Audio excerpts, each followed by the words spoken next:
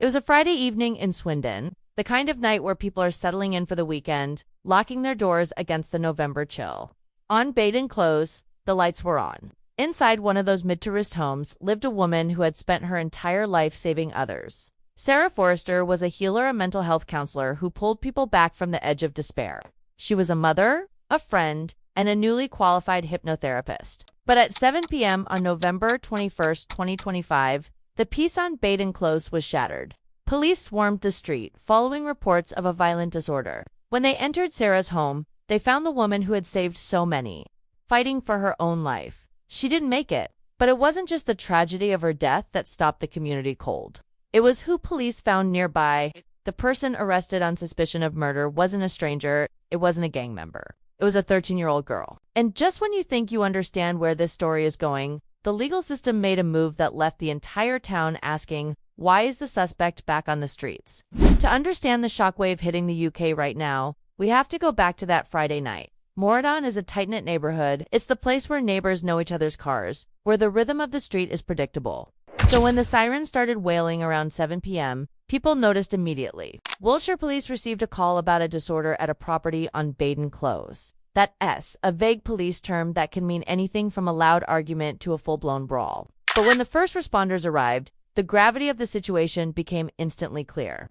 Inside, 55-year-old Sarah Forrester was unresponsive. She had suffered injuries consistent with a serious assault. Despite the frantic efforts of emergency crews to revive her, Sarah was pronounced dead at the scene. In a matter of minutes, a home became a crime scene. Police didn't have to launch a manhunt. They didn't have to scour CCTV for a fleeing vehicle. Shortly after the discovery, officers arrested a female nearby. She was local. She was known to the victim. And she was a child. The arrest sent a ripple of disbelief through the officers on the scene. We are talking about a 13-year-old girl. To put that in perspective, that is a year 8 or year 9 student. Someone who should be worrying about homework or school drama, not facing a murder charge. But here's the twist that no one expected. Usually, in a homicide investigation, the suspect is remanded in custody, kept behind bars to prevent flight or further violence. But less than 48 hours after Sarah was declared dead, the 13-year-old suspect was released. Before we dive into the legal storm surrounding the suspect, we need to talk about who was lost. Because the irony of this crime makes it infinitely more tragic. Sarah Forrester wasn't just a resident of Swindon. She was a lifeline. She worked for the Kelly Foundation, a charity established in memory of BBC presenter Kelly Jobin-Putra. The foundation deals with the heavy stuff: severe anxiety, depression, and suicide prevention. Sarah was described by her colleagues as pivotal to their mission. Just 1 week before her death, Sarah had achieved a major milestone. She had qualified as a hypnotherapist. She was expanding her toolkit to help people heal their minds. Her friend and neighbor, Carrie Marsh, told reporters she was a kind soul who would help anyone. She was a great mom and did so much for her children. That's the picture we have of Sarah, a woman who stood in the gap for others. A woman who, by all accounts, dedicated her energy to de-escalating conflict and soothing pain.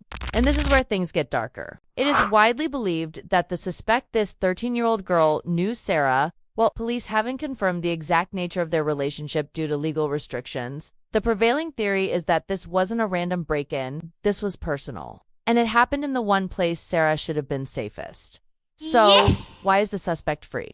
This is the question lighting up social media and local forums. On Sunday morning, Wiltshire police confirmed that the girl had been released on bail with strict conditions. For our American viewers, this might seem unthinkable. In the US, a juvenile suspect in a homicide is often held in a detention center. But in the UK, the youth justice system operates under a different philosophy. Unless there is an immediate proven danger to the wider public, the law prioritizes the welfare of the child, even if that child is a murder suspect. Detective Chief Superintendent Guy Elkins issued a statement trying to calm the community. He emphasized that they are not looking for anyone else. There is no serial killer on the loose, he said. We continue to urge people not to speculate, but human nature makes that impossible. The online buzz is intense. People are asking, if a 13-year-old is capable of inflicting fatal injuries on a grown woman, how is there no wider risk? This case is highlighting a massive crack in the system. We are seeing a surge in youth violence across the UK. Knife crime offenses exceeded 50,000 in 2024. We are seeing younger and younger offenders committing graver and graver crimes. Cases like the 2016 murder of Angela Wrightson, who was tortured by two teenage girls, haunt the public memory. The fear is that we are looking at another instance where the system did uncatch a troubled child until it was too late. But just when the community thought they had processed the shock, the investigation took another turn. Right now, the major crime investigation team is systematically dismantling Sarah's life to find the truth.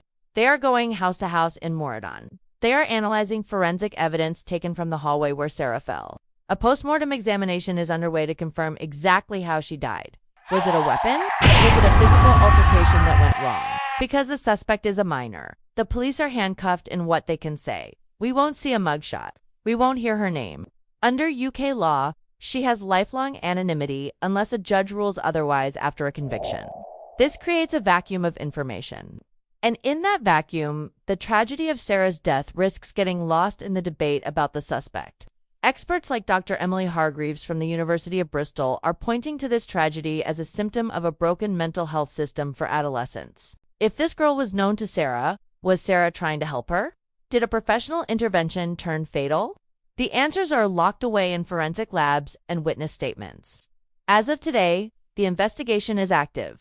The 13-year-old girl remains on bail, living somewhere under strict supervision, while Sarah Forrester's family plans a funeral for a mother who was taken too soon. This case forces us to look at the uncomfortable reality of modern crime. We are used to monsters hiding in the shadows. We aren't used to the monster being a child from down the street. Sarah Forrester spent her life trying to understand the human mind. It is a heartbreaking tragedy that her final moments may have been a mystery that even she couldn't solve. This is a developing story, and as the postmortem results come in, the picture may change drastically. What do you think about the decision to bail a suspect in a case this severe? Is the justice system protecting a child or failing a victim? Let me know in the comments below. And for those of you who want to dive deeper into the psychology of young offenders, make sure you're subscribed. We'll be following this trial every step of the way. Stay safe,